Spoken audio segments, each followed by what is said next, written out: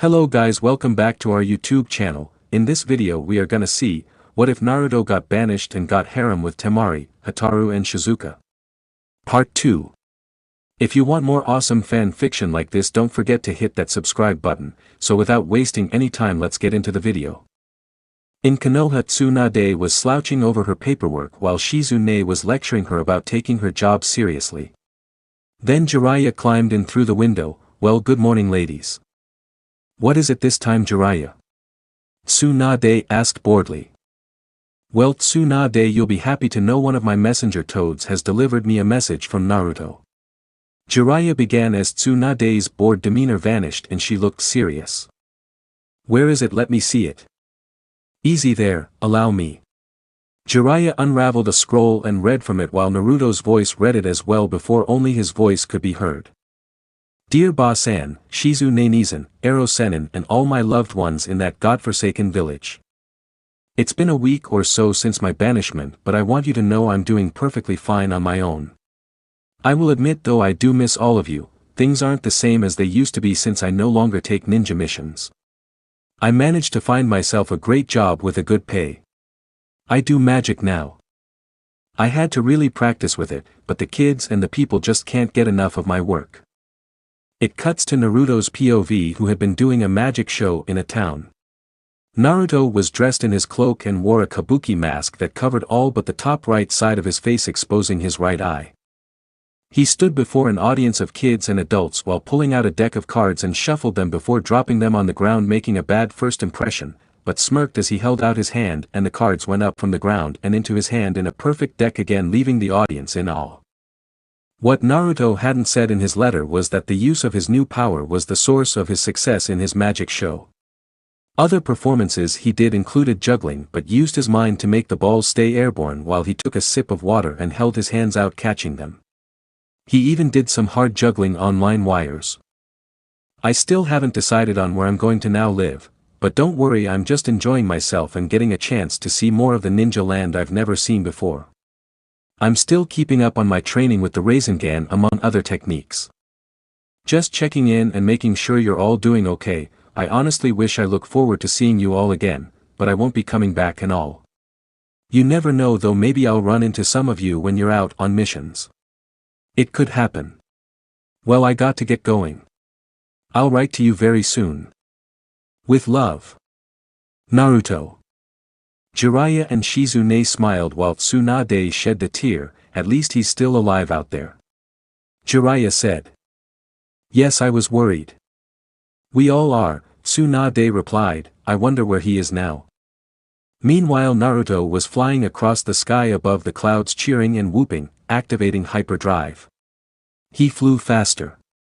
Soon he pulled to a halt and looked down, seeing the water below and land up ahead. Seems like I should stop there for a bit and conserve my energy. He flew ahead but suddenly saw he was flying right into a storm. Naruto, get out of there. Kurama called, but Naruto was already caught up in the strong wind that was messing with his balance in the sky. Whoa! The wind's all of a sudden on the move here. Naruto called as he tried to maintain altitude, not wanting to crash into the water before reaching the land up ahead.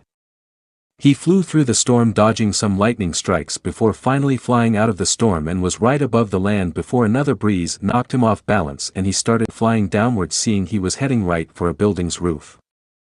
Oh, this is gonna hurt, Naruto said as he braced for impact as he crashed through the roof and landed in water and heard female cries. Naruto lifted his head out of the water. Oh, what a wipeout. Where am I? He looked, seeing it appeared to be a bathhouse, Suddenly he felt killer intent all around him. He looked and to his shock was surrounded by multiple girls ranging from his age and older. Some of them were wrapped in towels, while others used wash pans to cover themselves up. What Naruto noticed most about these girls was that they had some very impressive rack sizes. Nothing like Tsunade's, but very busty. Naruto looked sheepish. Hey ladies, was this your bathhouse? Sorry, I must have taken a wrong turn. You all enjoy your bath and I'll be on my way. He got up planning to leave only to see the girls held kunai aimed at him, making him nervous. What are you doing here, male? One of the girls asked with a frown. Honestly, I'm here by mistake. Oh, it's a mistake, alright, another girl began, you don't belong here. I agree, that's why I'm leaving this building. Naruto said, wanting to make a break without exposing his power to them right away. It's not just that, a third said, men aren't welcomed in this village. Therefore you are an intruder and must be dealt with. The girls were ganging up on him before Naruto pointed behind them. Behold! They all turned and Naruto bolted out of the bathhouse and ran through the village. Where the hell am I? He asked before hearing alarms and a spotlight shine around. Oh shit. He ran.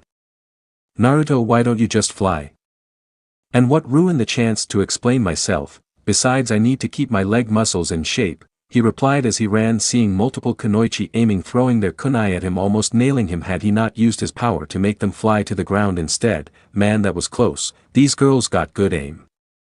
Are you going to keep running forever?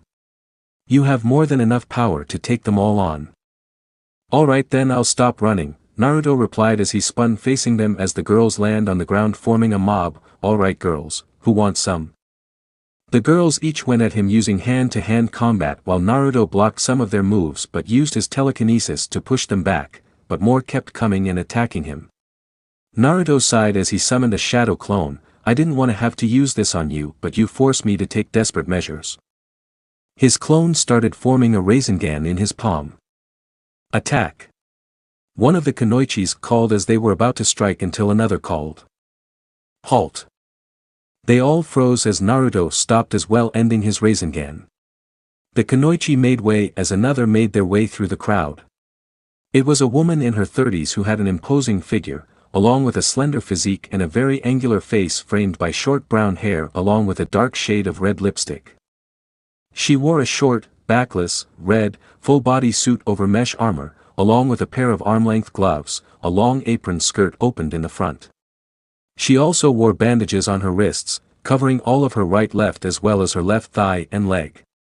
And strapped to her back was an extremely long and thin katana. Everyone stand down. She ordered. But Lady Tokiwa, we cannot let a man in our village. One tried to object. That's an order. The woman Tokiwa called and the kunoichi lowered their guard, putting Naruto at ease until Tokiwa approached him. You there, sir? She said. Yes. That technique you were about to use, it was the Rasengan, wasn't it? It might have been. He replied. Only 2 people have been known to use that technique. One was the Yondai Meihokage of Konoha, but he is long since deceased. The other is Jiraiya of the legendary Sannin. Tell me, are you an apprentice to Jiraiya-sama? More like was, but still I did learn under him until I went on my own. My name's Naruto. This is just what we've been waiting for. Tokiwa began confusing Naruto and turned to the guards. Take us to the palace. Lady Shizuka must know of this. Hi. 2 guards nodded. Follow me please. Tokiwa told Naruto, who did so, wondering what was up. Soon they reached a palace where they made it to a chamber. Naruto looked ahead, seeing someone in a throne-like chair. It was a girl. This girl had fair skin and sported a noticeably curvaceous frame and large bust which Naruto could barely take his eyes off of. She had green eyes and waist-length black hair in a Harem style tied in a high ponytail with short bangs and chin-length strands framing her face. Behind her bangs was a black forehead protector with the symbol of a flower on it, which was worn by all the kunoichi in the village, and she also wore a form-fitting kunoichi uniform that was gray-colored with a right shoulder armor, gray gloves, and an opening in her shirt which reveals her cleavage, which went noticed by Naruto, making him blush but shook it off as he watched what happened next. Behold our illustrious leader Princess Shizuka, Tokiwa announced as Naruto looked at the girl on the throne. Everyone leave us. Tokiwa ordered as the guards left her, Naruto, and the girl on the throne. What is the meaning of this, Tokiwa? The girl asked, eyeing Naruto, who blushed. Lady Shizuka, our guards have found this male in our village, but there is something about him you should know. The woman began. Speak. Shizuka replied. His name is Naruto and he was an apprentice of Jiraiya-sama. Suddenly the girl Shizuka looked surprised. Jiraiya-sama, then he is the one. One what? Naruto asked in confusion. First of all, Naruto, this village you are in now is Narutoshiko no Sato, Pink Flower Country. Tokiwa explained. Narutoshiko? Naruto asked. Never heard of a country from Kakashi, Jiraiya, or anybody. Yes, in this village only kunoichi exist and train. Wow, sounds like the type of village Ero Sennin would love. Naruto replied. We have been waiting for an apprentice of Jiraiya-sama's for a long time now. The woman continued. Why's that? Didn't Jiraiya-sama tell you anything? Tokiwa asked. Tell me what? Well, I guess I'll tell you then, the woman began. Many years ago Jiraiya-sama had traveled to our village. Gee, I wonder why. Naruto said in sarcasm. Anyway, our former leader who was Shizuka's mother chased Jiraiya until they dueled it out. And the only thing on the line between them was Shizuka's mother's hand in marriage. I don't like where this is going. Naruto had a bad feeling about it. Shizuka spoke, our village is matrilineal, only women are born into our line. Say what? Naruto asked as she continued. Our code is that we kunoichi of Narutoshiko only marry men we deem strong enough to be our husbands. Shizuka explained. And what does this have to do with me? Tokiwa continued. Jiraiya-sama and Shizuka's mother fought to the peak of their strengths, but the duel was left unresolved. It was then a compromise was made that if the students of the two should ever meet they would continue the fight with the same price on the line. Wait, so you mean that? Naruto was shocked as Shizuka approached him and took his hands into hers. Please duel with me, Naruto, should you win I will gladly make you my husband. Naruto stumbled backward, falling on his back from the shock, and surprised the two women as he got back up. Hey, this is all so sudden, I mean I was just told this. You can't honestly expect me to go along with some promise my master made. Please, denying a request to duel would bring shame to our village. Tokiwa reasoned with him. Well, sorry to disappoint you, but like I said I'm no longer Ero Sennin's student. Not since I was banished from Konoha. Banished? Shizuka asked. Yeah, I've been on my own for more than a week enjoying my liberation. Liberation? That's what you call your banishment? Tokiwa asked. That's right, and more to the point I have to pass on this marriage duel. Naruto said. Please, you must do this for Shizuka's sake. Tokiwa pleaded. Sorry, but that's not my problem. It's been fun but have to go. Naruto was prepared to leave only for two guards to appear and block him. Even if you do try to leave you are still considered trespassing in our village. Shizuka warned him. How did you even wind up falling into the bathhouse without crossing the entrance of the village? Tokiwa questioned him. You wouldn't believe me if I told you. Naruto replied. Regardless, Naruto, we are giving you an ultimatum, Shizuka continued, duel me, or be killed. Naruto smirked to himself, like they could do that to me. So now you'll escape. Kurama thought. Not just yet, Naruto thought back and spoke, alright then I accept your terms, princess. Shizuka nodded, a wise choice. She turned to Tokiwa, see that our guest is properly welcomed here, and make arrangements for tomorrow's match. At once, my lady. Tokiwa nodded. Soon Tokiwa had shown Naruto to his room where he got settled in, and within the hour it was dinner time with Naruto sitting with Shizuka and Tokiwa at a dinner table with a wide spread of food. Wow, this sure looks good. Naruto admitted. Eat up. Shizuka beckoned him and Naruto chowed while Tokiwa and Shizuka ate regularly. You know, you Narutoshiko ladies are very hospitable. Naruto admitted. You should consider yourself lucky, we don't normally treat men this generously. Shizuka replied. I'll take your word for it. Naruto said as he continued eating. After dinner Naruto was sitting out on a balcony and thought, I can't believe this, tomorrow I'm fighting against a kunoichi for marriage. I know, how lucky can you get? Kurama thought. Focus, Kurama, because if I win I'm going to have to marry her, and if I lose. Actually, I'd rather not even think about the consequences if it goes that far. Would marrying her be so bad to you? It's not that I don't like her, believe me, I won't deny she's hot. But I barely know her, and I'm on the run from Root. I see your point, but maybe you can make this your home if you succeed. After all, Root Umbu wouldn't be welcomed here even if they could sneak in. You're not much help in this case, Kurama. Suddenly he was broken out of his thoughts by Tokiwa. Naruto.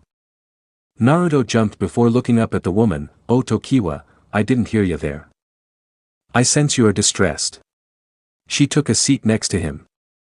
I'm way past distressed. When I woke up this morning I wasn't counting on an arranged marriage proposal as a result of something my master promised years ago. I know it's so sudden, but I should tell you this is more than just about the promise between yours and Shizuka's masters, but to restore Shizuka's belief in love. She explained. Huh? The blonde was confused. Perhaps I ought to explain why Shizuka trains so hard, she began. You see, she's always despised how our village upholds the tradition of making men our husbands by proving themselves, and many years ago she was in love with a merchant named Sajiri, but due to our village customs was forbidden. One day Sajiri was killed and Shizuka resigned never to love again. Since then she's done nothing but train herself so that she would be stronger and never lose someone dearest to her again. Personally, I believe she is only punishing herself. Naruto, finally hearing this about Shizuka, could only sympathize with her. So that's it? Yes, I'm hoping you fighting her would be able to help her love again and not close herself off. Naruto started processing all this about Shizuka, having originally thought this was all just about a promise made years ago, realized it was much more. He smiled before speaking. All right then, I'll be ready for tomorrow. Really? The woman asked, surprised at his change in behavior. Yeah, when it comes to changing people's outlooks I've been known to be a natural at it. Naruto smiled, recalling past experiences with Inari, Gaara, and Tsunade. I thank you Naruto, you have no idea how much this will mean for me and Shizuka's mother. Don't mention it. He smiled. When morning came, all the kunoichi in the village were gathered inside an arena similar to the Chunin exam stadium in terms of size and space. In the stands were just about all the kunoichi in Nadeshiko.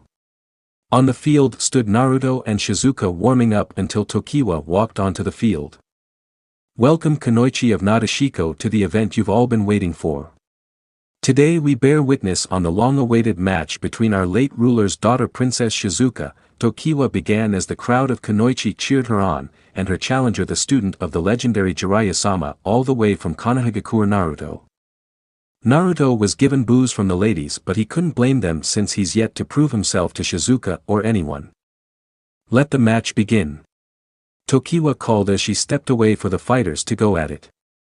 Prepare yourself Naruto. Shizuka called as she ran forward, Nadeshiko style. Roaring Gale Chop. She called as her right hand glowed with wind chakra and was thrusted forward. Naruto jumped back, avoiding her strike, but felt the ground below them shake as fissures erupted on the ground Shizuka stood on. Wow, she's good, but I can't take chances. He drew a kunai. He looked up, seeing her jump above him holding multiple kunai. Nadeshiko style. Aerial dance. She threw the barrage of kunai that proved to have deadly accuracy. Naruto, however, used his telekinesis to make the kunai miss him, surprising the kunoichi. How did he do that? One asked. Princess Shizuka never misses, and he didn't even move a muscle. Another said. This Naruto must be special if he was trained by Jiraiya-sama. A third noted. Naruto jumped at Shizuka, summoning 3 shadow clones, each using their kunai to fight against her. However, Shizuka spun kicked all 4 with the clones dispelling while Naruto landed on his feet. What do you think of that, huh? Naruto asked. You are strong indeed Naruto, but I'm not finished. Spinning waltz. Shizuka jumped into the air, spinning like a top, launching needles all around. Whoa, needles. Naruto gasped as he crossed his arms around his body and forcibly spreaded them like he did before with the root umbu, only to get a nosebleed from using more force than he was used to. Geez, I was almost a pincushion. He wiped the blood from his nose. He deflected all her needles just like that. A kunoichi gasped. What is that, boy? Gale fan. Shizuka called using her wind chakra to expel a large breath of wind forcing Naruto back, but he backflipped, landing perfectly on the ground. Seeing this, Shizuka ran forward preparing to use another gale chop. "You know what, I grow tired of this," Naruto said plainly as he held out his hand and was levitating Shizuka off the ground, keeping her suspended above him. "What is this?" Shizuka struggled. "My special ability," Naruto explained. "I've never dealt with anybody who's able to escape it, at least not yet." Shizuka sighed, seeing she did not have the strength to break this hold he had on her. "No one's ever bested me before. Go ahead, deliver the final blow." Naruto scowled as he lowered the kunoichi back to the ground, releasing his hold on her, surprising Shizuka and her fellow village kunoichi. "I have no reason to finish you. But our duel," she reminded him. "It would prove nothing if I finished you off, because I bear nothing against you or this village. But the thing is, I don't live by your village rules. I'd marry for love, not by force." "Love?" Shizuka asked, but before anyone could respond there was a crash in the arena, putting all kunoichi on guard. Entering onto the arena was a man dressed in a horrendous pink and light purple outfit while piloting a mechanical puppet along with dozens and dozens of other mechanical puppets contraptions. "At last, princess, I have come for you," the man declared. "This again?" Tokiwa asked with a frown. "You know this horrible dresser?" Naruto asked. "Kokuya, this man has been stalking Princess Shizuka for months now, wanting her to marry him. He keeps coming back with more of those puppet devices, but he's never done a full frontal attack like this," she explained. Shizuka frowned at the man and shouted, "You're butting in on our private matter. So sorry, but I came here with one thing in mind, to make you my bride," he declared. "And I will do it by force." His puppets started swarming into the arena. Naruto frowned, this guy badly dressed and insane. "All Nadeshiko kunoichi defend Princess Shizuka," Tokiwa ordered as they all piled into the arena and started fighting Kokuya's puppets.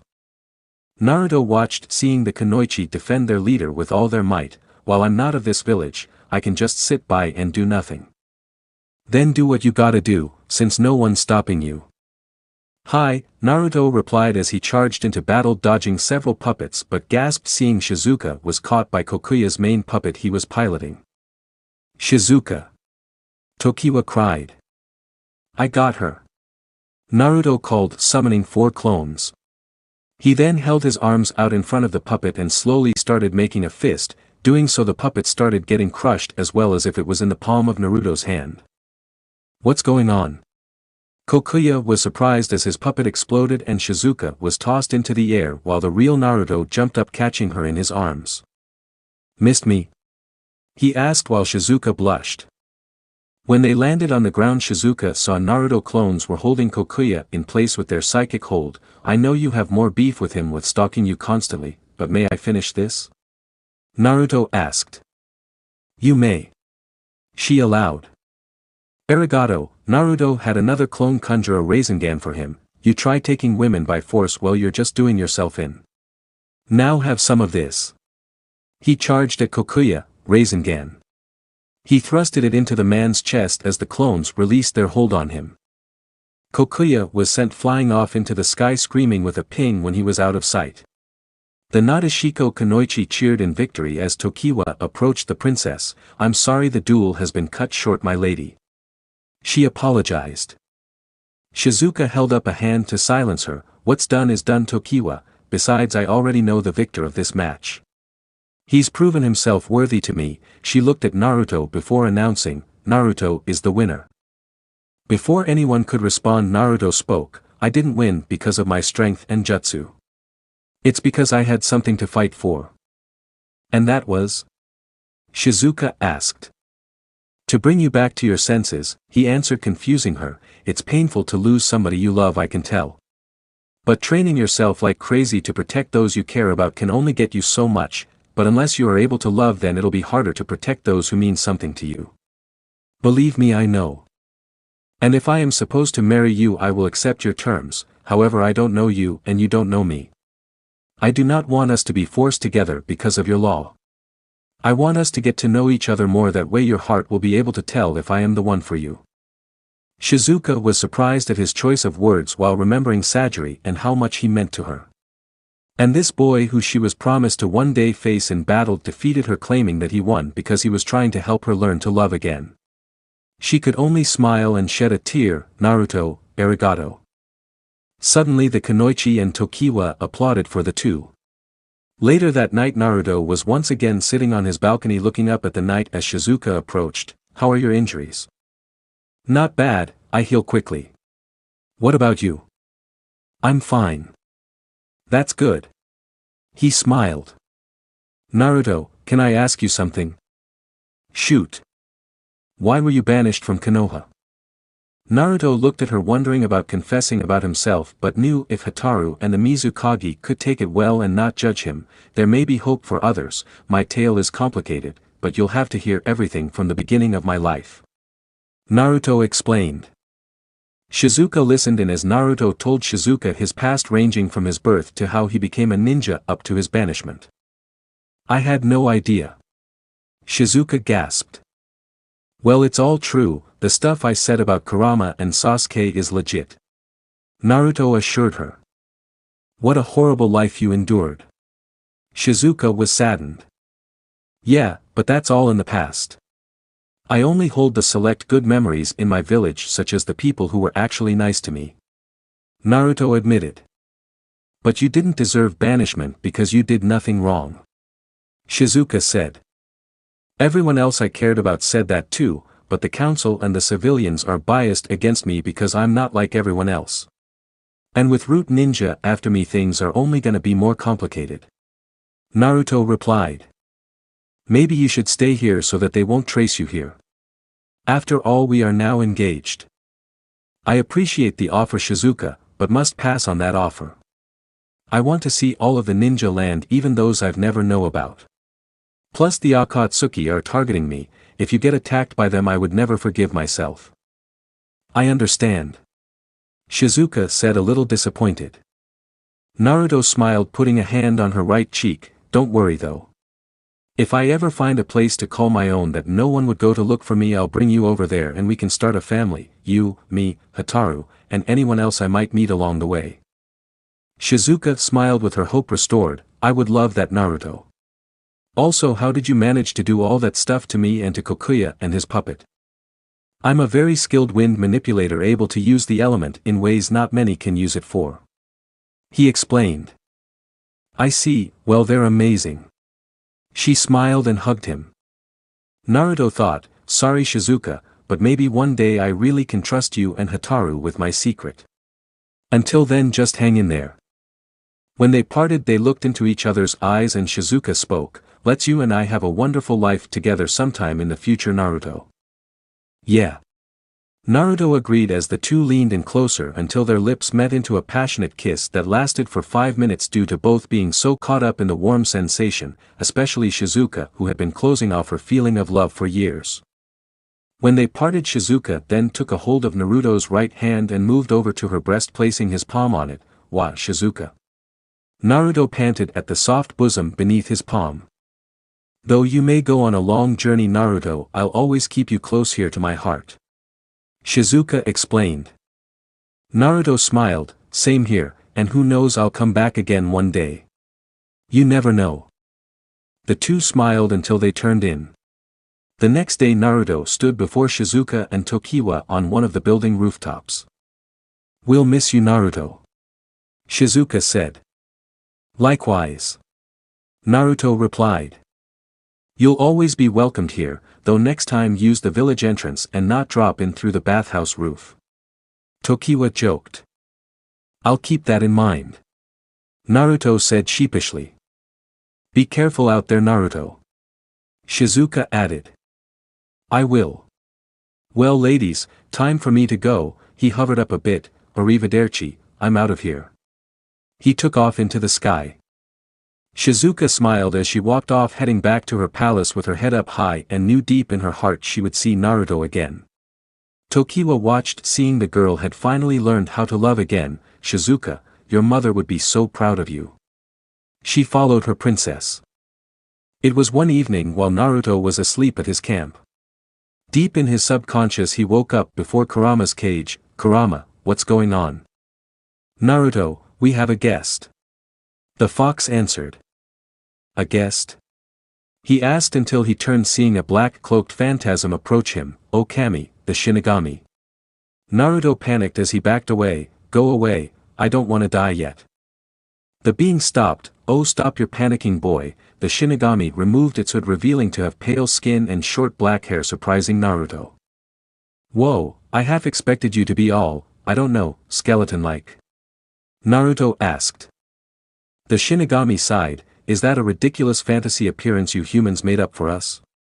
Because it ain't even clever." "Why were you here?" Naruto asked. The Shinigami answered, "I've come to your mind not to take your soul, but to introduce you to others special like you." "Special like me?" "Yes, that power you have over telekinesis.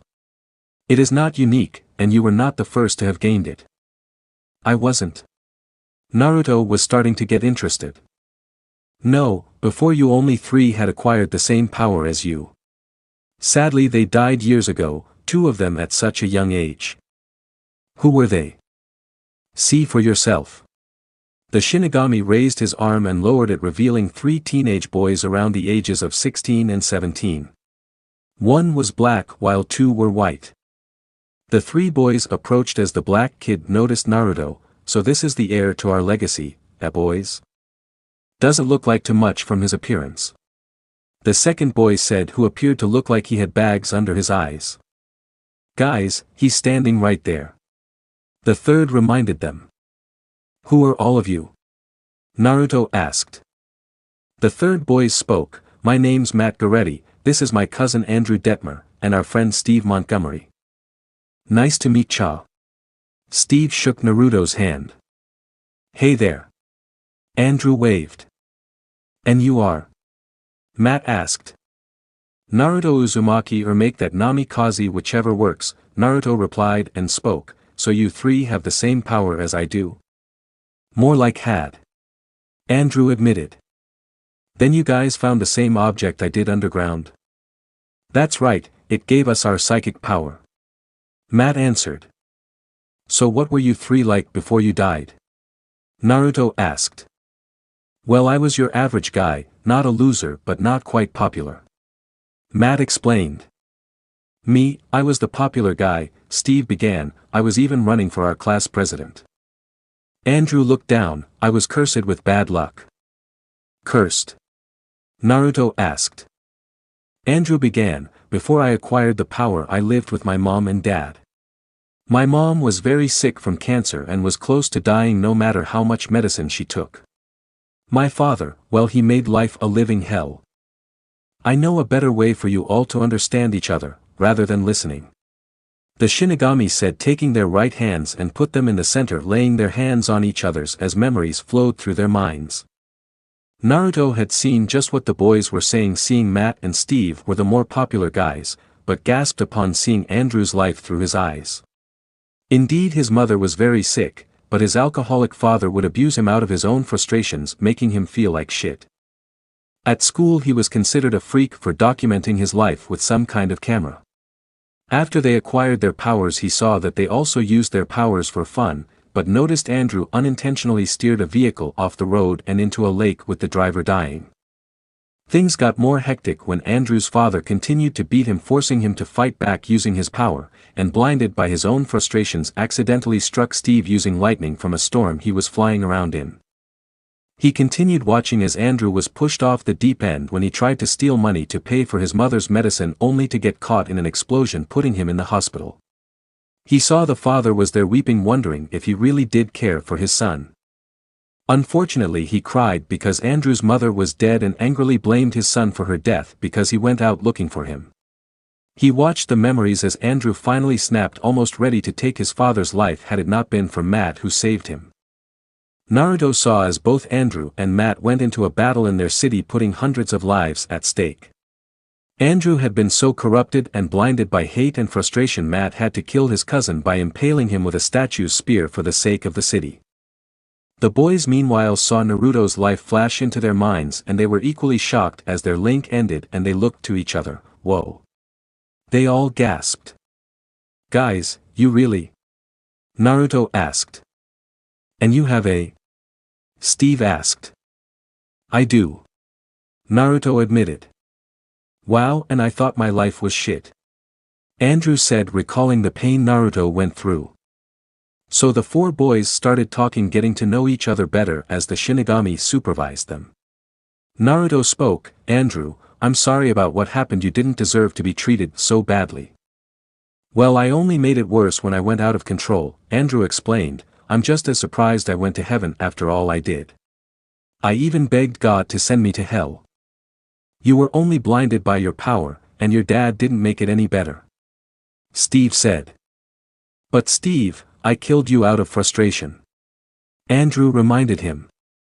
And you already apologized. Steve replied as Andrew calmed down. Sorry guys, just bad memories. You've all been through a lot with this power, Naruto said, and like you Andrew, I almost succumbed to my own frustration when I attacked those rude Umbu. I learned if I continued to attack out of frustration I'd put many in harm's way. Yeah, like I did. Andrew admitted. Naruto turned to Matt. I don't get it, if you lived longer than them why do you look like your teenage self? I'm a spirit now, I'm able to alter my age being dead and all. Matt explained. You can really do that? When you're dead you'd be surprised what you're able to do, at least spiritually speaking. Matt replied. Well Matt, when you left Tibet promising to do good things and find out what happened to you guys down there in that hole. What did you find about that thing? Matt smirked smugly, sorry no spoilers. What? Naruto asked. I had to find the answer myself, it's only best you do. Matt smirked. Oh, you asshole. Naruto chuckled as he wrestled with Matt as Steve and Andrew joined in for fun. Kurama and the Shinigami watched as the four boys were fooling around just like a group of close friends would. Soon enough Naruto stood opposite of the three boys. It was a blast talking with you Naruto. Matt said. Right back at you guys. Naruto added. You keep on working on your power, and staying alive out there. Steve added. Will do Steve. Naruto nodded. Andrew approached, and promised me Naruto, that you will never fall into darkness and become a monster like I did. Not on your life, that'll happen to me. Naruto promised. Then we wish you the best of luck. Matt said as the four boys put their hands in and threw them up. Alright boys, time for you to go. The Shinigami held his arm up blocking Naruto's view of the three and when he lowered it they were gone. Thanks for letting me meet those guys Shinigami-sama. Think nothing of it boy, but do me a favor and call me by my name, Zoldan. Alright then, Zoldan. Naruto replied. Well I best be going. I have a job to do you know. Zoldan asked as he vanished. I think that Zoldan's an okay Shinigami. Naruto admitted. Whatever you say. Kurama replied as Naruto returned to his regular sleep. When morning came Naruto woke up and stretched. What a glorious morning. He looked up at the clear sky. After heating up some minute-made ramen on an open fire he enjoyed his breakfast. Once his stomach was full he went to the nearby stream and bathed himself nice and clean. Once he dried off he took out a map of the ninja land. Let's see, where can I go from here? He checked the closest villages and such. Hey, I know I'll fly to Suna and drop in on Gaara. It's been over a month since I last saw him. Besides no doubt Boss-an already sent him a letter about my banishment. Well if Suna's where you want to go right now, then go. Kurama thought. Alright then. Naruto said as he collected his things putting them back in his scroll and flew off into the sky. In Konoha in Root's underground HQ Danzo was sitting in a meditating state until one of his guards appeared. Well? He asked. Still no word of Naruto Uzumaki, Danzo-sama. Danzo frowned. Why are you letting him slip through your hands? Apologies Danzo-sama, but every chance we believe to spot him he ups and vanishes without a trace. Excuses. Danzo called and snapped his fingers with two more guards appearing taking the one by both arms. "You've failed in your purpose and are no longer of use to me." Rather than question his master or struggle, the one Umbu spoke, "Hi, Danzo-sama." And with that the two took the one away where he would be executed. Danzo frowned, "So help me boy, you cannot run forever." Back with Naruto, he was flying around the skies in the direction for Suna, and soon found himself flying over the land of Wind's desert. Flying above the sand is a lot better than walking on it, Naruto admitted as he continued to fly. He looked ahead and saw a village in the distance, Suna just up ahead. He picked up the pace but knew he had to land before he actually reached the village for fear of being spotted. When he got close enough, he landed on the sand and walked the rest of the way before reaching giant walls. "Great, now how do I get in?" he asked until a voice called. "Halt, who goes there?" Naruto froze as a Suna guard approached. "Identify yourself." "My name's Naruto, I'm very good friends with Gaara, and I'd like to see him," Naruto explained. "I'm gonna need to see some proper identification," the guard said until another voice spoke. "He's allowed." They turned seeing Kankuro approach. "Hey Kankuro," Naruto called. "Naruto, it's been a while." Kankuro waved. "You know him, Kankuro?" the guard asked. "Yeah, he's a friend of mine and my sibs. If it weren't for this guy Gaara wouldn't be who he is today," Kankuro replied, making the guard gasp and turned to Naruto. "Please write this was Naruto." "Arigato," Naruto said as the guard led him and Kankuro through the wall's opening in the center. Kankuro spoke. "Nice hair Naruto, blonde didn't work out for you?" "Sort of," Naruto admitted. Soon the two entered the village and Naruto looked around, seeing the village of Suna for the very first time. Seeing it was just like a village in a desert would be like: no grass, lots of sand and minerals on the ground, and wind blowing around. "Welcome to Suna Naruto," Kankuro welcomed him. "Feels homey, in a desert sort of way," Naruto admitted. "Come on, Gaara will be glad to see you." Kankuro showed him to Suna's administration building. When they entered the office, they saw Gaara at his desk doing paperwork and Temari at his side supervising him. The two sibs looked up, seeing their brother and their old friend.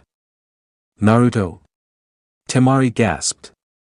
"Hey guys, good to see ya," Naruto greeted them. "We're glad you could come," Gaara said as he stood up. "We heard what happened to you from Lady Tsunade. It just wasn't right," Temari added. "You did your job but only got banished. You didn't deserve that," Kankuro said. "Thanks guys, but I'm fine, really I am. In fact, I've never felt better." "How so?" Gaara asked. "My liberation from that village has given me more than I've ever had," Naruto explained. "Really, such as?" Temari asked. Naruto thought, "I know I haven't told Shizuka or Hotaru about my power, but maybe these three will understand better since I know them more." He spoke. "Alright, you three listen up, because a lot has happened since I left Konoha." So the three gathered around their friend, who told them what happened the moment he left Konoha. When he got around to talking about his powers he acquired from the object he found under the ground, he had to explain it one step at a time so not to confuse any of them. Once he covered his powers, he told them about Root and his trips to Kiri and Nadeshiko. "And that's when I decided to come here," Naruto finished. The siblings were wide-eyed in shock, even Gaara for that matter. "Wow, that's just, wow," Kankuro said. "I know," Temari agreed. "Unbelievable," Gaara said. "But you seriously can move objects using your mind?" Kankuro asked. "Then you require a demonstration?" Naruto asked, and they nodded. "Very well." Naruto aimed his palm over at a scroll on the table that flew right off it and into Naruto's hand, surprising the three sibs. "Whoa!" Kankuro gasped. "Proof enough?" Naruto asked. "Okay, I believe ya," the puppet ninja said. "And you used that power to fly here?" Temari asked. "Yeah, would have been a lot longer if I walked," Naruto joked. "And you didn't tell anyone this?" Gaara asked. Not until you guys, he replied, and I request you not tell this to Tsunade Bazan or any of my friends. After all, if it got out to Danzo or any of his root flunkies, then they'll be after my head. I understand. Gaara nodded. Still, getting you banished wasn't enough, now one old man just wants you dead. Kankuro asked. It's a curse, I'm afraid. Naruto admitted. I know what you mean, Gaara admitted and spoke. Well, Naruto, while you may not be a Konoha ninja anymore, you're still always welcomed here in Suna. After all, I owe big for pulling me out of the darkness of loneliness. Naruto pointed to him, no chick flick moments, Gaara. Now then, as long as you're here you deserve the grand tour of Suna. Unfortunately, I can't due to my paperwork. Gaara said. Yeah, and I'm still on guard duty. Kankuro added. Well, I could do it, Temari offered. Well, if you don't mind, Naruto. She hid a blush. Not at all, Temari. Naruto replied. Suddenly there was a knock at the door. Come in. Gaara said. Entering the room was a young woman who was fairly tall, of curvaceous build with a large bust. She was fair-skinned with pupilless brown eyes. She had green hair tied in a bun on top of her head with a hair needle running through it and 2 locks of hair with orange tips framing each side of her face. She wore a sleeveless, backless top and short tight pants, with 2 lapels on the front and the back. She wore an obi around her waist, as well as purple arm warmers which extended up to her shoulders, and had bandages around her tights and ankles. Gaara-sama, I have returned from my mission. Oh, sorry, I didn't know you were entertaining. The young woman said, noticing Naruto, who was blushing at her a bit. Whoa, she's cute. He thought. Gaara spoke. Naruto, let me introduce you to one of our village's renowned kunoichi, Pakura. Pakura, this is mine and my sibling's friend Naruto Uzumaki. Hi there. Naruto greeted. A pleasure, she replied and thought, wow, I never would have guessed a boy so young could be that good looking. Whoa, what am I saying? Just calm down, Pakura. She thought. Pakura? Gaara asked. Hi, Gaara-sama. She asked, snapping out of her thoughts. I know this is sudden, but would you please help Temari in giving Naruto a tour of our village? The red-haired boy requested. Me? Pakura asked. Yeah, Pakura, after all you do have a lot of free time on your hand. Kankuro smirked. Pakura blushed and frowned. Oh, be quiet. Alright, Gaara-sama, I accept. Splendid. Gaara replied. Naruto smirked, coming in between the 2 kunoichi, putting his arms around them, holding them close. Let's do it, ladies. The 2 kunoichi blushed while Pakura slid away a bit. Yes, well, come alone, Uzumaki-san. She said. On my way. Naruto said as he followed the 2 kunoichi eagerly to see Suna. Naruto looked around the village as Temari and Pakura showed him around. I gotta say, this is a nice village you guys got going on here. Naruto admitted. Glad you think so, sorry if it's a bit hotter than what you're normally used to. Temari said. Well, I needed to work up a tan anyway. Naruto admitted. So Naruto, Pakura began, what village did you come from? Naruto froze but answered, well, Pakura, I originally came from Konoha. Konoha? Originally? Yeah, it was my home, before I was banished. Naruto continued to answer. Banished? But what did you do? It's not what I did, it's what they wanted to do. Still, they can't banish a ninja unless there was a reason. And there was, he continued, they banished me for completing a mission. I'm lost here. Pakura said. You know of the Uchiha clan of Konoha? He asked. Yes, the clan that was wiped out by one of their own, leaving 2 survivors. 2 brothers. She answered. Well, one of those brothers was my rival, and he was the survivor. I wanted to surpass him ever since the academy days, Naruto continued, but the more I tried, getting stronger only made him angrier. So out of jealousy he fled Konoha to train with a vile nuke to become stronger. I was sent to stop him, and when I did they banished me for roughing up their prized Uchiha even though I was roughed up more. Pakura was shocked. They valued a traitor attempting to go nuke Nin over someone who did his job. That's the way councils are, they care more about power and their village over their shinobi. Naruto replied. Well, I can see how you feel. Pakura replied. How so? While I may be a highly respected Kunoichi village hero for many accomplishments, however our previous ruler the Yan Daime Kazika Gi wanted to profit off my reputation. Profit off it? The red-haired boy asked. Yes. For as long as I can remember he'd send me on suicide missions in hopes I would be killed so he can use my death as an excuse to not only pin blame on other nations, but to also use my death as a means to encourage ninja to fight harder. Even though I knew he'd do it on purpose, I could never pin anything on our village leader. Even Kankuro and I knew our father liked to take risky methods just to benefit the village. But with Gaara running the place, we aim to see the village in a new light. Temari explained. Yes, I honestly admit I prefer Gaara's leadings over his father's any day, Pakura continued. Back then I was actually worried that Gaara may have ended up killing us all back when he was unstable. Until Naruto changed him. Temari reminded the Kunoichi. Pakura turned to him. How did you manage to turn Gaara around? By showing him there are others like him, preferably me. And just because people call you certain things like monster or freak doesn't mean you have to accept what they call you. You are like him. Then does that mean you? Pakura began but was cut off by a female voice. Pakura-sensei, Temari-san. The three looked, seeing a girl with red markings on her face approach them. Pakura-sensei, when did you get back from your mission? A while ago, Maki. Pakura answered.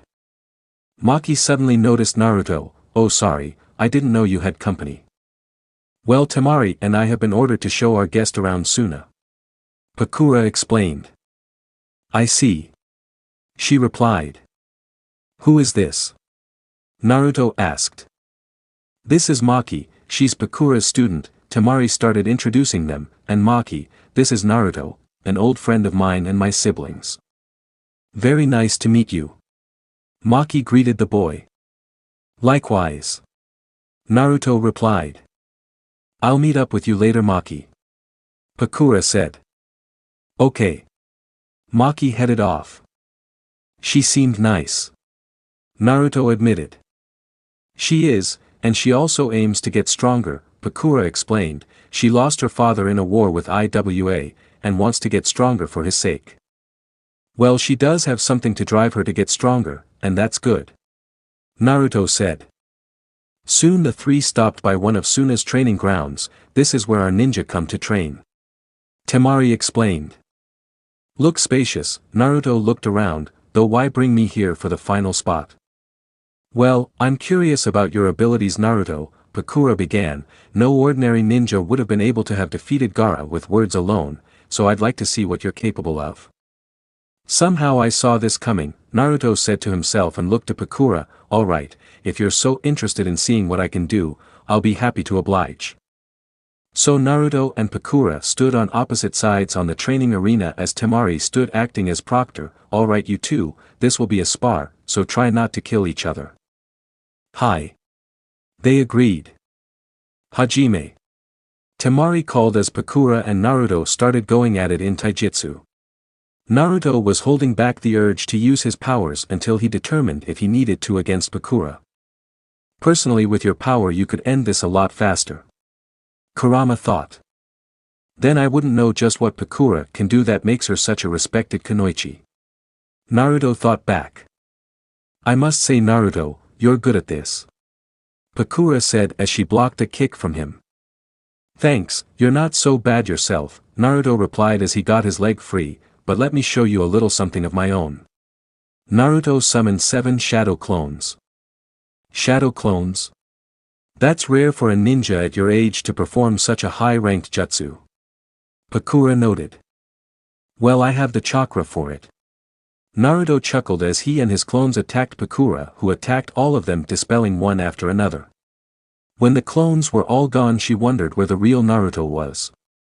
Realizing it, she spun around, seeing Naruto flying at her, prepared to deliver a kick, but she quickly jumped away, making Naruto miss.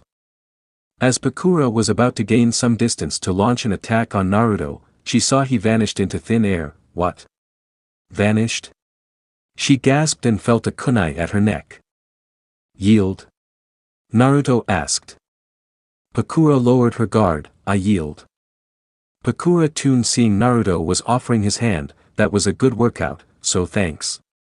Pakura smiled. Yeah. She shook his hand. You're just lucky you ended it before Pakura decided to use her secret weapon against you. Temari warned him. Secret weapon? He asked. Pakura nodded. You see, I have a special chakra element. A Kekkei Genkai? Exactly, my style is Shikuten, Scorch Release. She explained. Shikuten, I've never heard of it, Naruto admitted, but I have met another type of unique elemental user, a guy who used Hyuton, Ice Release. I did hear rumors about that. Pakura admitted. Well, they're real. So what can this Shikuten style do? Allow me to demonstrate. Pakura said as she stood before 3 training dummies. She used hand signs and suddenly created 3 spheres of evaporating gas and fired them at the dummies that ended up losing all their stuffing. Whoa! Naruto gasped. If that was used on a living person it would have been a lot messier, Pakura explained, for you see my technique upon contact with an enemy can heat their insides, causing the water into the body to instantly evaporate and leave them a withered husk. Yikes, Naruto gasped at such a lethal technique exists. He then spoke, well, since you were willingly to show me your special techniques, allow me to show you one of mine. He said as he concentrated on some kunai, making them levitate up and launched them at several targets, hitting dead center. Pakura was slack-jawed. What, but, how did you do that? My own kind of talent, though I wasn't born with it. I had to master it. What do you call it? She asked. It's telekinesis, the ability to move objects at will. That is impressive. She admitted. That was nothing, check this out. Naruto said as he concentrated and levitated himself off the ground and flew around. Oh Kami, Naruto, you're flying. Pakura gasped. I know. This is awesome. Naruto chuckled as he flew around a few times before touching back down. That was incredible, Naruto, but how did you move so fast to suddenly appear behind me? Pakura asked. Well, it's a little technique made by my late old man. Late old man, and who was that? Well, he was also the ruler of Konoha who died saving it. Pakura gasped, you mean the Yellow Flash? Correct. Why would the council banish the son of a hero? Pakura asked. Because they obviously didn't know, and even if they did I doubt they would believe it or change their opinions about me. Pakura looked at Naruto and saw a bit of herself in him, seeing that both were used and tossed around by their superiors, but saw compared to him she had it easier, while he did not. She approached him and put a hand on his shoulder. You know, not only do you and Gaara have much in common, but you also have much in common with me as well. Naruto thought about it, seeing Pakura had a point in her claim. Yeah, I guess you're right. Temari smiled but felt envious, seeing how much closer they were getting. Hey Naruto, how about, you join me for dinner? Really, Temari? Yeah, I mean you must be starving, right? Well, I am famished. He admitted. Great, I'll show you one of my favorite places to eat out. Temari replied while Pakura noticed. Does Temari like Naruto? She thought, why does this irk me? Oh, don't tell me I'm falling for him. Oh, but I can't help it, Naruto and I have so much in common, it's like he and I were made for each other. Maybe I can get alone with him tonight. Soon Pakura said her byes and took her leave as Naruto and Temari went to have dinner at one of Suna's restaurants, where they gorged on some delicious food. Yum, this is good. Naruto said as he ate. I'm glad you like it. I know this isn't like your favorite eat-out spot in Konoha. Temari replied. Yeah, but this place is good enough for me, Naruto admitted. I appreciate you doing this for me, Temari. After all, you, Gaara, and Kankuro treat me better than most residents in Konoha. That's because you're our hero Naruto, she began, because of you, Gaara has become a better person, and my brothers and I are like a real family. We owe you so much for this. Well, you know, I'm just doing my thing in making people into better people. Naruto admitted until he found his hands clasped together with Temari's and he looked into Temari's eyes. She was gazing at him with passion. And that's a wonderful gift you have, Naruto, and I'm glad you could use it to set my youngest brother straight, otherwise, he would have grown up into more of a mindless killer than he used to be. Your ability to change people is very admirable, and I wish there were more people out there like you. Temari. Naruto blushed. Please Naruto, let's enjoy this moment. She said as the two leaned in closer before planting their lips on each other and kissed passionately. When they parted, Naruto gasped, that was great, but I thought you liked Shikamaru. Temari did a double take, what gave you that idea? Well, Shikamaru did tell me you talked to him after the mission, getting him to man up and all. I was just trying to help him see he did all he could, and that he couldn't have kept any of you guys from coming back hurt and all. That doesn't mean I have a thing for him. Oh, then does that mean you have a thing for me? Naruto asked teasingly, making her blush. Well, I did kiss you, doesn't that give you any hint? Temari asked, thinking he was clueless. I'm just messing with you, Temari lightened up. Naruto chuckled. The Kunoichi could only smile, you're such a goof. Meh, I've been called worse. He replied, and the two chuckled. Later that night, Naruto was given a guest room at the siblings' place in the administration building. Naruto woke up and went to his balcony to look up at the night sky. Nice night. He said to himself. It is, isn't it? A voice asked. Naruto spun and looked, seeing Pakura leaning against the wall. Pakura, what are you doing out this late? I just wanted to see you is all, since I was unable to join you and Temari for dinner. Pakura said. So you snuck all the way here to see me, I feel so touched. Naruto teased. Pakura teased back, and I haven't even laid a hand on you yet. What? Naruto did a double take at her teasing. Pakura chuckled, I'm just messing with you, Naruto. She rubbed his shoulder. Are you always like this? Naruto asked. Well, not especially, but something about you has me loosening up or something. Pakura admitted. Well, that's a good thing, I mean I tend to find the uptight sort of people boring. I mean, not saying you are like that. None taken. Naruto got an idea, say Pakura, if you really want to loosen up, I got a solution. You do? She asked. Yeah, wait out here while I get changed, Naruto said, going back inside, and soon came back out wearing jeans and a long-sleeved black shirt. Given the fact he was in a desert, the temperature was much colder at night. Before I do what I am about to do, I have to know something, Pakura. Do you trust me? Pakura looked into Naruto's eyes, seeing he was serious about his question. I do. She answered. All right then. Naruto said as he scooped the young woman up. Hey, what are you doing? Pakura protested. Just relax, Pakura, and try not to scream so loud. Naruto said as he took off into the air and started flying around Suna with Pakura wrapping her arms around his neck. Naruto, look out. Pakura called as she thought they would crash into one of the buildings. Don't worry, Pakura, I got you, he said, and thought, wow, she's even cuter when she looks nervous. You really love getting a rise out of people, don't you? Kurama asked. Hey, doing it shows me sides of them I never would have guessed they had. He thought back. Naruto continued flying around Suna as Pakura began calming down and started enjoying the ride, even going as far as letting out a few excited calls of excitement. Suddenly Naruto started flying upward, heading for the sky. Naruto, why were you going up so high? Pakura asked in confusion. There's something I want to show you, Naruto said as he finally passed the clouds and floated above them. Behold. Pakura looked and gasped, seeing they were above the clouds and closer to the sky, getting a better view of the stars and the moon itself. Wow. Amazing, isn't it? Naruto asked. It's beautiful. Pakura said in nostalgia. Yeah. Naruto smiled as he looked at the night sky. Pakura gasped as she looked at Naruto, seeing the moon shine off his face, giving him a nostalgic look. She blushed until Naruto looked at her. You okay? Pakura quickly shook her blush off. I'm fine, Naruto. I'm glad, Naruto said as they looked at the star-filled sky. Consider yourself lucky, not many can see the night sky this up close.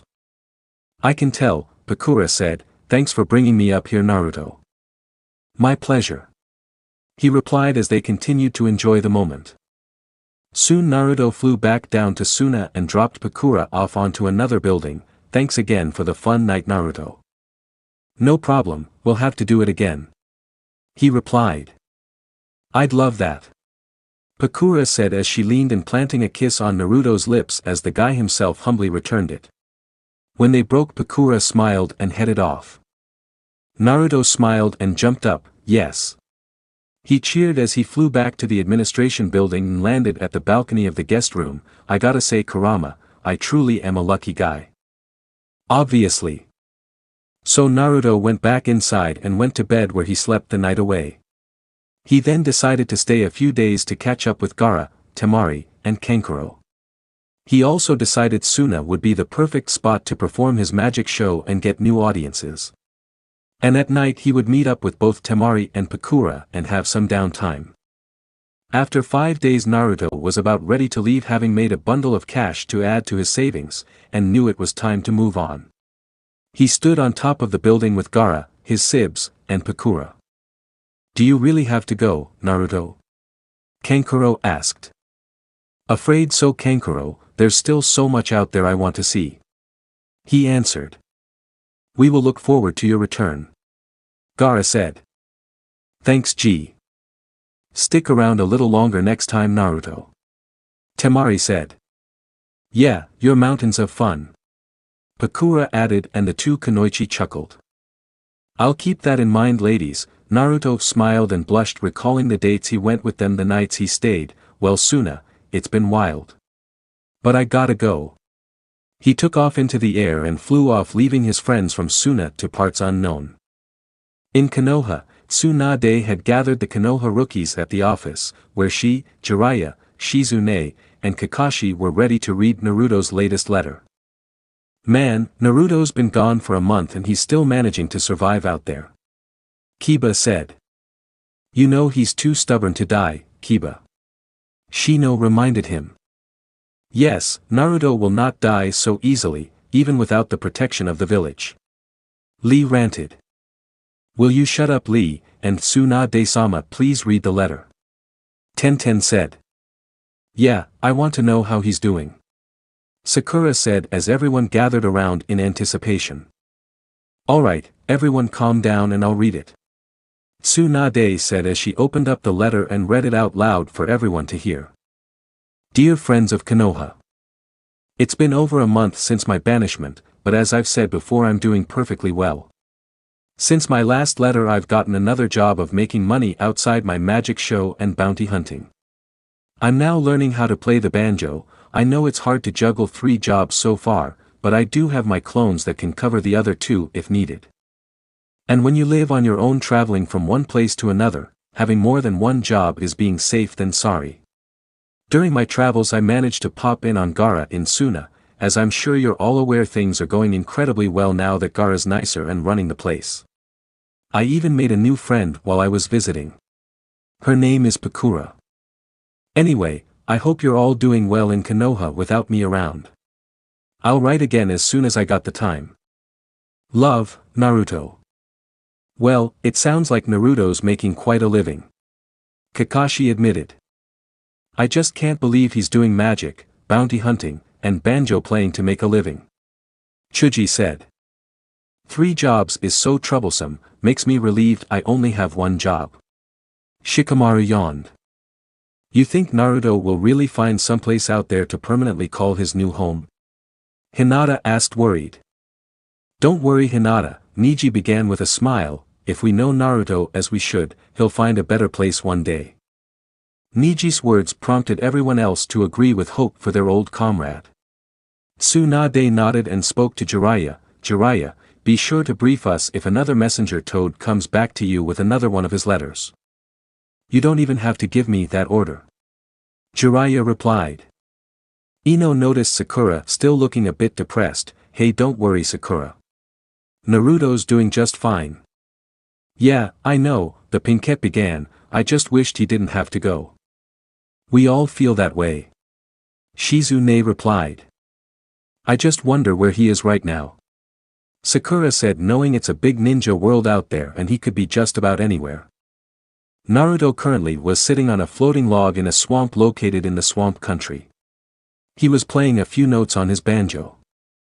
He sighed as he looked up at the sun shining down onto the swamp. Ah, this place was a nice stop for a quick rest, he said before sealing his banjo inside one of his scrolls before pulling out a map. Now let me see, where to next. He looked at the map trying to pick a land he hadn't checked out yet. Hey, I know. I'll fly out to the sea country.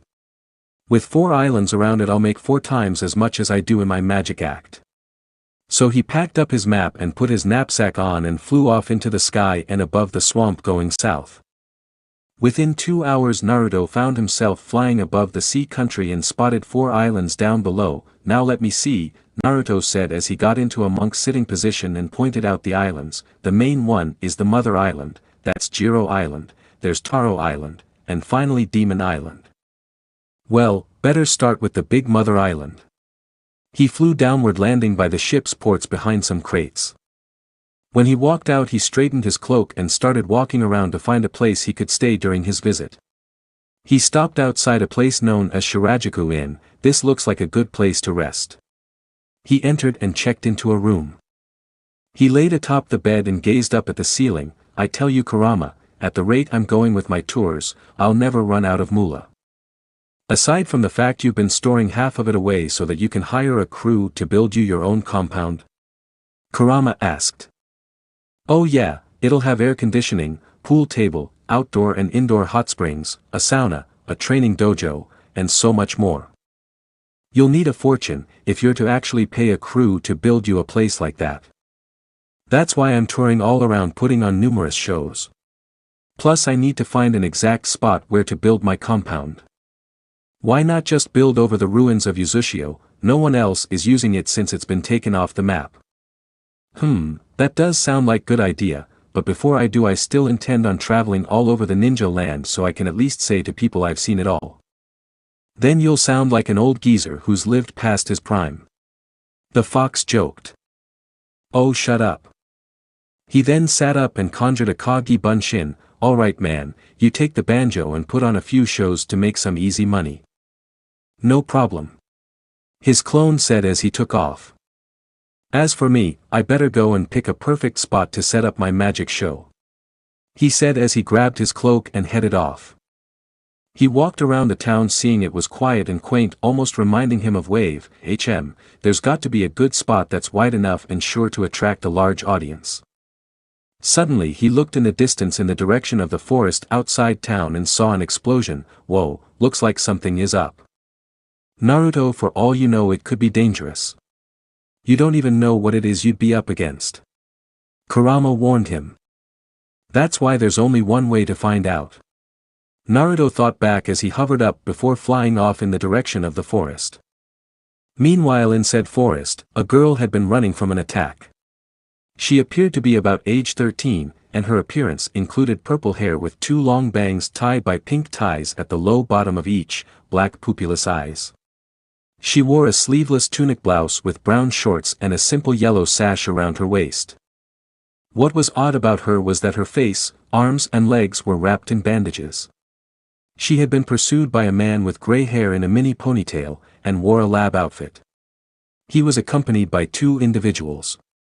One had shoulder-length black hair and wore 2 black ocular lenses over his eyes. The second one had black spiky hair and wore glasses. You're not getting away from us. The glasses one said, throwing a paper bomb-wrapped kunai at the girl that exploded, knocking her to the ground.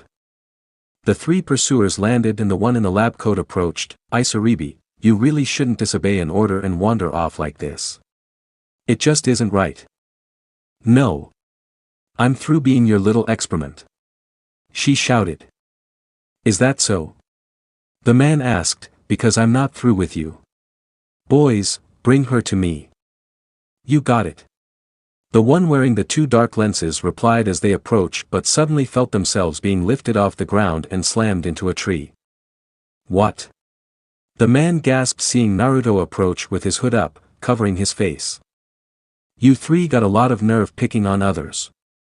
Stay out of this has nothing to do with you. The man ordered.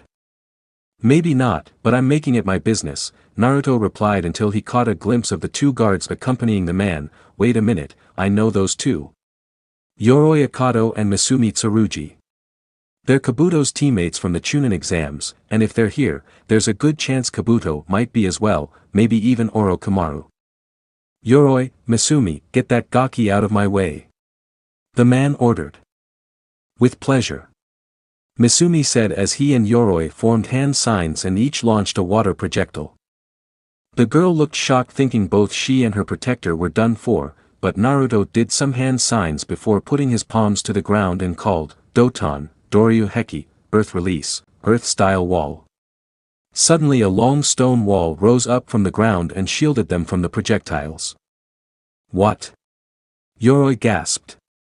The wall dropped and Naruto spoke, that was a good move boys, now here's one of my own. He put his hand to his mouth, Futon, Detapa, wind release, great breakthrough. He blew a large blast of wind at the three sending them flying off backwards into the distance. Dang, I guess I put a little too much force into that gust, he chuckled, well you do what you can am I, right? He saw the girl was gone. He looked ahead seeing she was once again on the move. He quickly flew after her and slid before her blocking her path. Whoa there doll, what's the big rush? Please, get away from me. She tried to go around but he slid blocking her retreat. Now is that any way to thank a guy who just saved your life? He asked. You don't understand. No one is safe if they're near me. She argued. What, against those three I'm more than a match, besides what were they after you for? That doesn't matter, now move. The girl tried to force her way around Naruto who wasn't letting up. Ugh, I hate dealing with stubborn girls. But I did learn some things about dealing with people who are stubborn, he thought before thrusting his fist back and spoke, sorry to do this to you. He slugged her right in the stomach knocking her out as she fell into his embrace passed out. You just knocked out a girl by punching her in the stomach. Kurama said. Yeah, what else was I supposed to do to someone as stubborn as her? He asked as he hefted the girl over his shoulder like a sack of potatoes. I should get her back to town.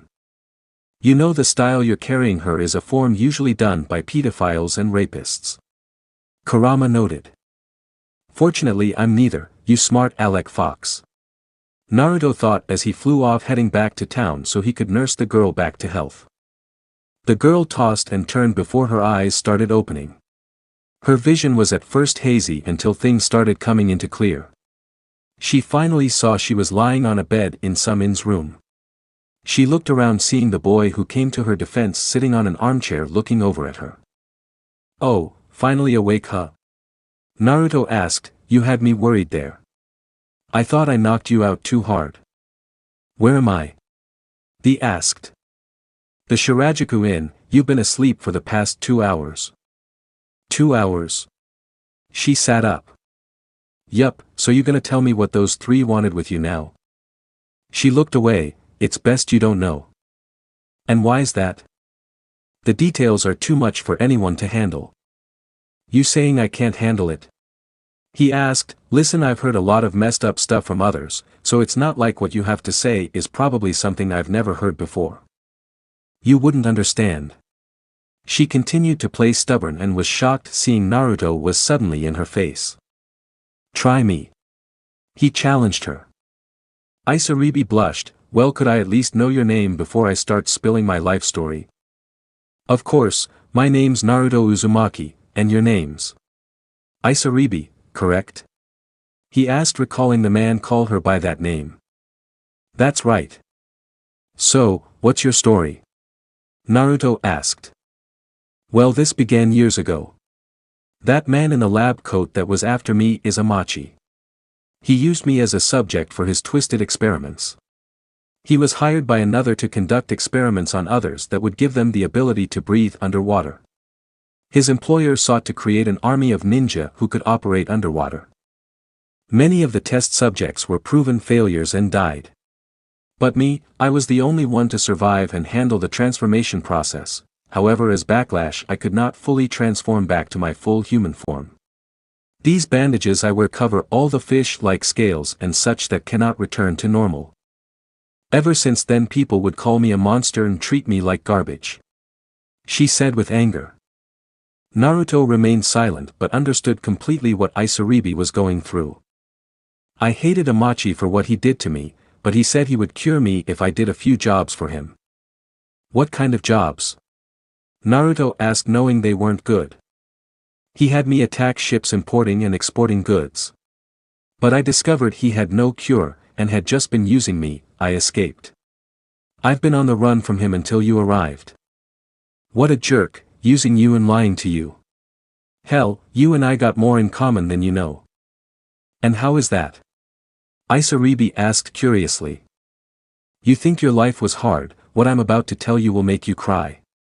Naruto said as he shared his life story with her. He left out about the meteor giving him psychic power, not wanting to expose too much. When he finished his story, Isaribi was on the verge of tears as she realized Naruto did live a life similar to hers, only she had it easier while he had not. Naruto, about what I said. You don't have to say it, Isaribi, Naruto replied, you didn't know. Well, you may want to know that the one who tempted Sasuke was also the one who orchestrated the experiment used on me. What? That was Orochimaru's doing? Naruto asked in surprise. Yes, but Itachi had not seen Orochimaru for some time now. I think he abandoned the project. Typical of him. Naruto sighed. Listen Naruto, I should really get going, it'll be a matter of time before Itachi tracks me here. Good, if he comes, then I'll fight. Naruto said. What? That guy screwed your life over, and I'll be damned if he continues to haunt you because of this. You don't have to do this, you know. She replied. Yeah, I don't, but I want to, he answered, sometimes trying to carry a load alone can bring you down. I don't know what to say. Isaribi said with a faint blush. Just promise me you'll trust me. I will. Good, now come with me. I know a way to take your mind off things. How? Just come with me. He took her by the hand and led her outside. Soon enough Naruto was dressed as his alter ego for his magic show, whom he identified himself as Magestro. Good day folks, and welcome to the show. I am your host, the master of the magical arts, and all-around wonder Magestro. He called as the audience applauded. Today I'd like to welcome an old friend who has so graciously decided to join me in my show. Please give a warm welcome to my special guest, the mysterious Bai.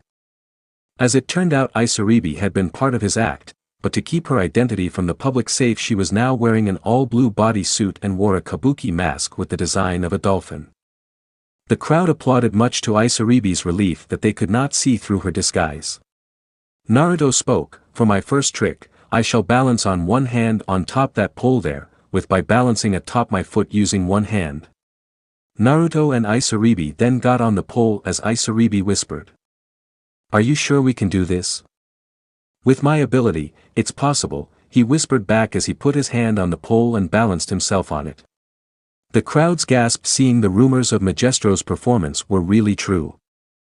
And now Bai, to complete the trick, you must jump onto my foot and balance with your hand. His visible eye winked at her.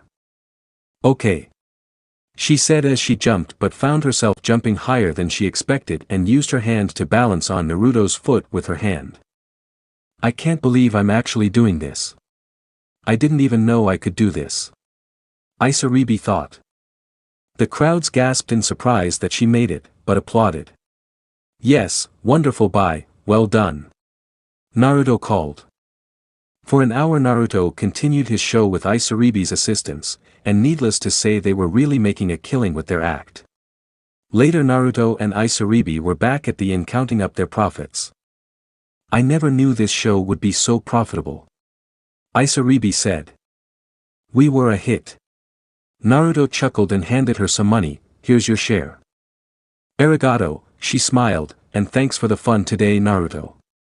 I can't even remember having so much fun in all my life. I happen to be great and showing people fun. Naruto admitted. Isaribi smiled while thinking, Naruto certainly is something. I've never met someone like him ever, not even during my time captured.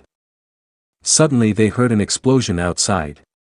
Naruto went to the balcony and saw Yoroi and Misumi along with he wanted to assume was Amachi, but he looked like a green humanoid sea creature. Isaribi, you'll want to see this. Isaribi went to the balcony and looked, oh no, it's Amachi. Is there a reason he looks like that? Naruto asked. He must have used the formula that made me what I am on himself. She theorized. Amachi was firing bullets of water from his mouth around the village, come out, wherever you are. He called in sing-song. She's got to be here, somewhere. Yoroi said. Naruto spoke to Isaribi, they're trying to draw you out. Wait here, I'll deal with them. He grabbed his cloak and was prepared to leave until Isaribi held his arm. Wait a minute Naruto, let me come with you. Isaribi, you step out there you'll be like a piece of meat thrown to the dogs. You told me that trying to carry a load alone can bring you down. Well, I can't let you carry this load by yourself. She concentrated and suddenly the bandages on her body started ripping. Standing before Naruto was Isaribi who was green and appeared to be like a human sea creature like Amachi. Isaribi. Naruto gasped. Yes, this is my true form, Naruto.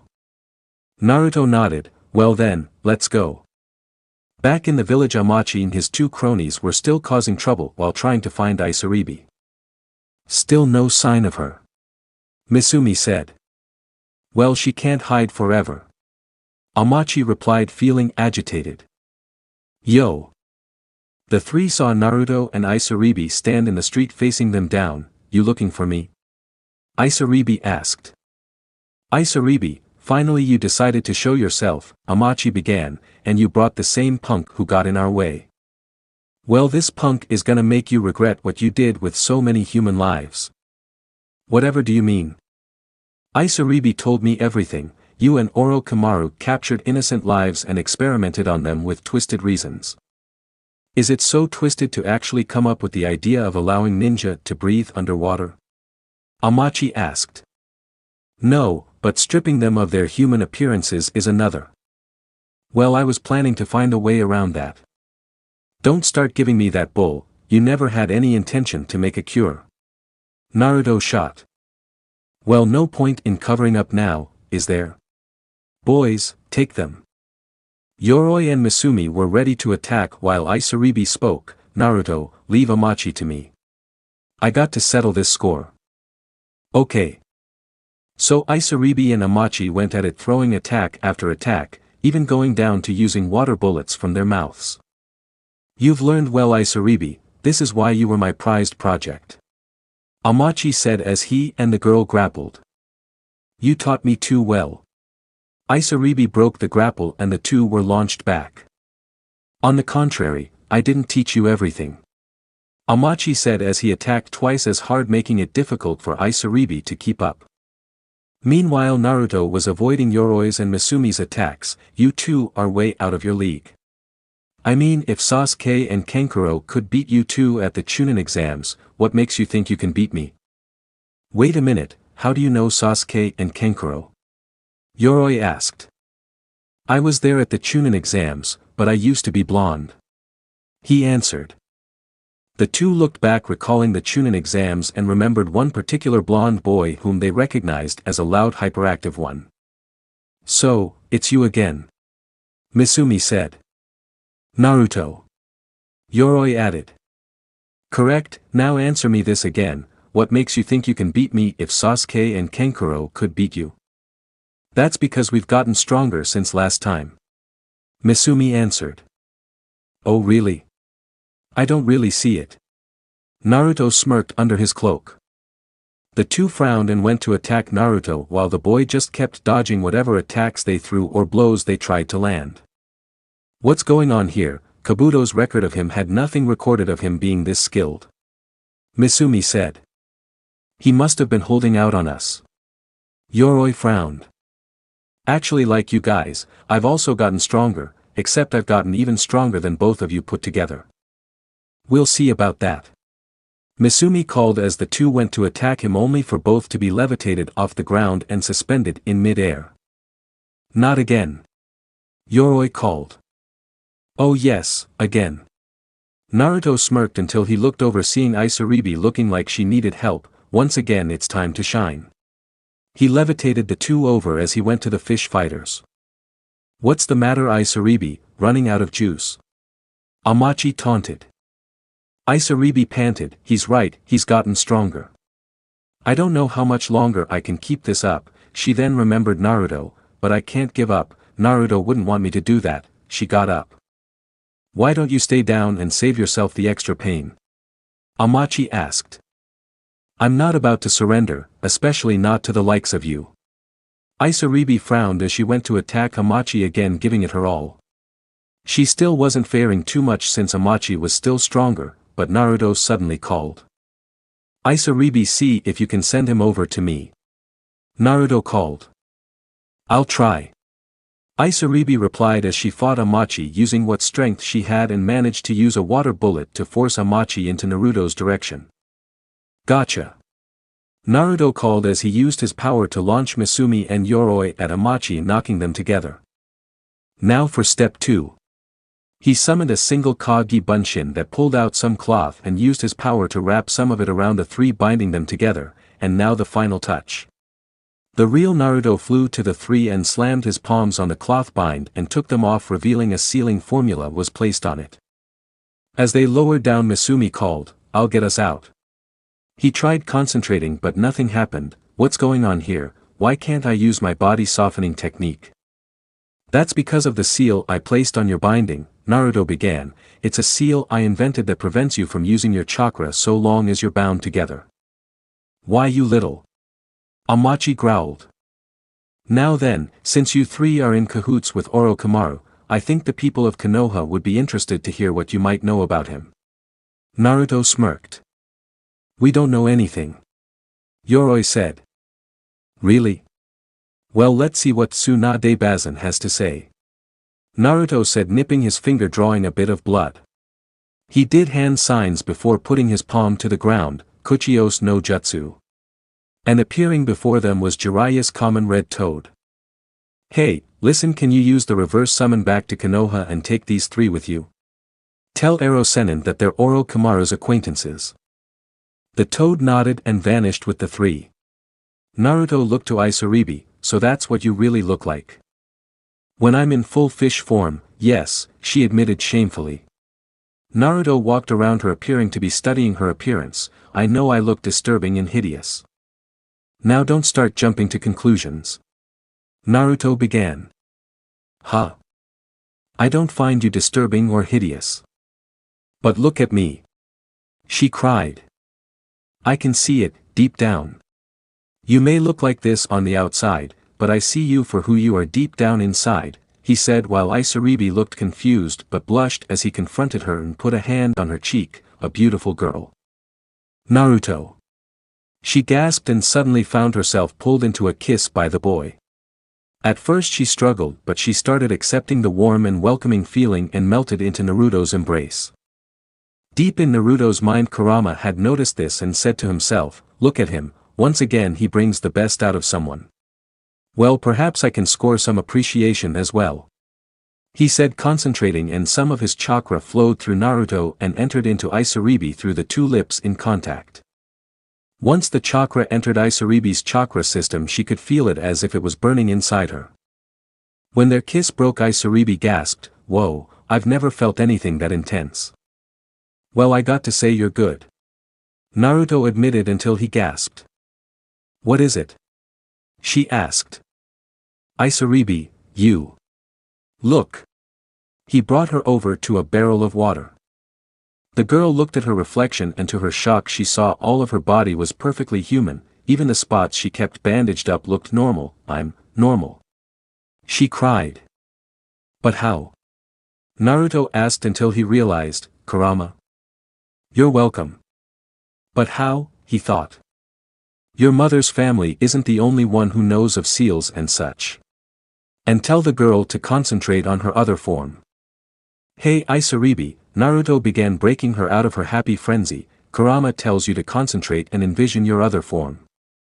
Kurama? She wondered but remembered his story. Oh right, him. Why does he want me to do that? Got me. He shrugged. Isaribi did so and took her fish-like form, so now what?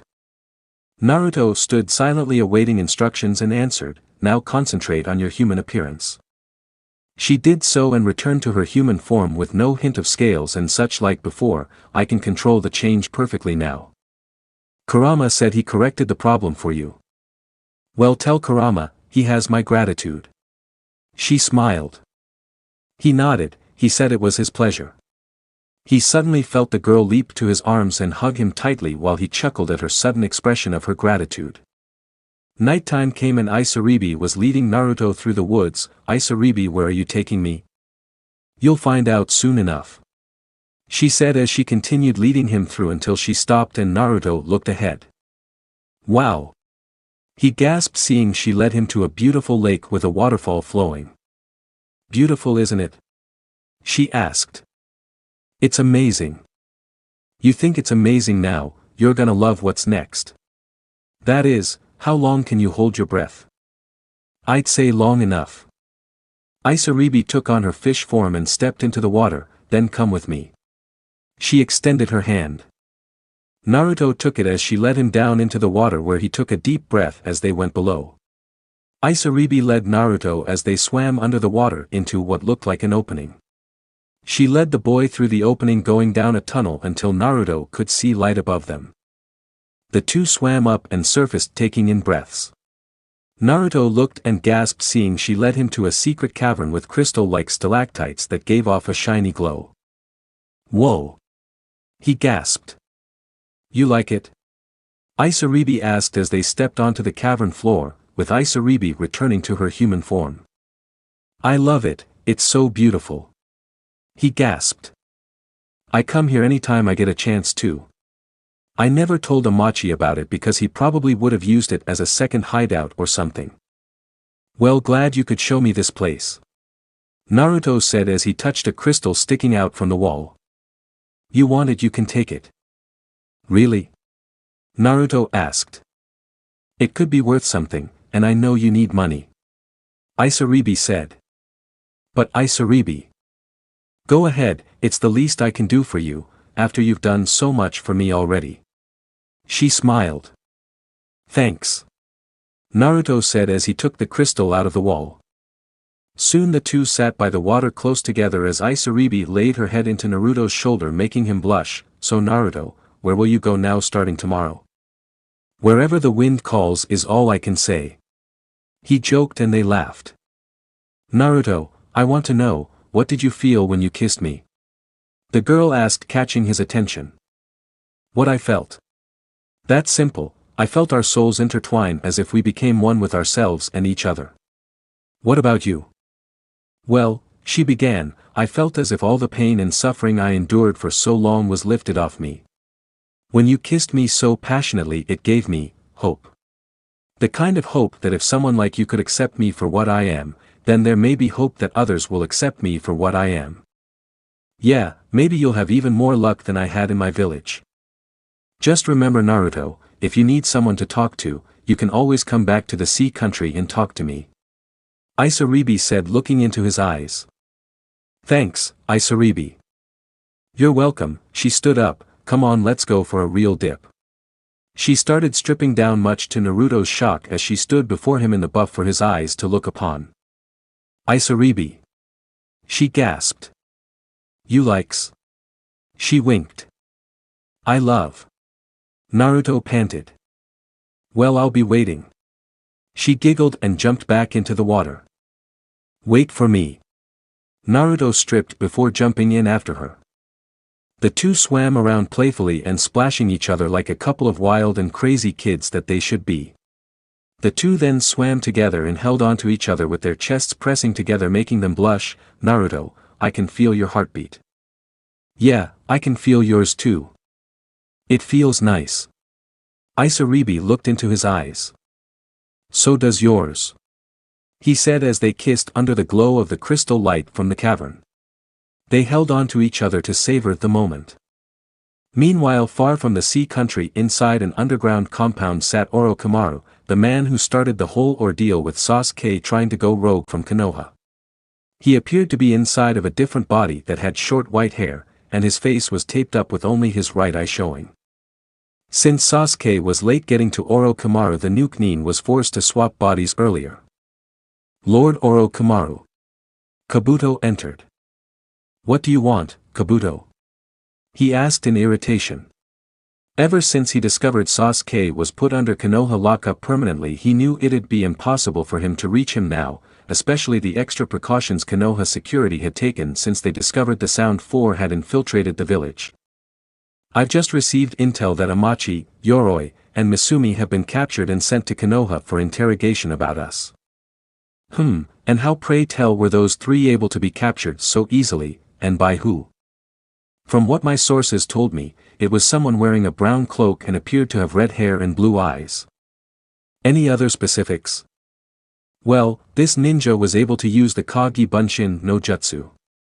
Kage Bunshin? Orochimaru looked over to him. Yes, my lord, do you think it's possibly? Kabuto pondered. Well, you did tell me a while ago Naruto was banished from Konoha, and all of a sudden some of my former cohorts happen to be defeated by someone who uses his trademark jutsu. It can't just be coincidence. What should we do? The boy is partly to blame for keeping Sasuke from me. So alert all our sources and lookouts to keep an eye out for anyone that matches the description of him. Yes, my lord. Kabuto bowed his head and left. Orochimaru thought, Naruto, you may have thwarted my plan to learn all the world's jutsu. So I will pay you back by ripping you to pieces.